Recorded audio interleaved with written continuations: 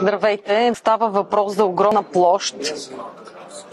Огромна площ от 195 квадратни километра, която искат да направят проучване и добив на злато. Много голям проблем, защото тяло 33, което се добива вода и захранва цяла община Божурище, се намира на 120 метра дълбочина.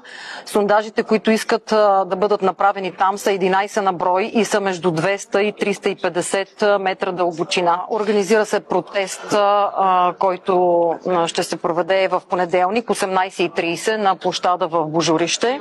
Каква ще бъде концесионната такса за България и съответно колко пари ще вземе българската държава, ако това находище се разработи? Лошото е, че обикновено българската държава не получава абсолютно нищо при такива концесии, ако се допусне такава. Всичко ще се изнася в чужбина, защото Velocity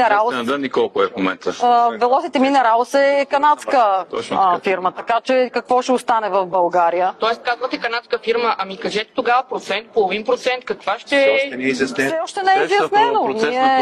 Ние в момента проучваме, защото 5 общини не са уведомени за всичкото това, което се случва. Ние сега разбираме съвсем случайно за това нещо. 5 общини не са разбрали, че това се случва. Те не са уведомени.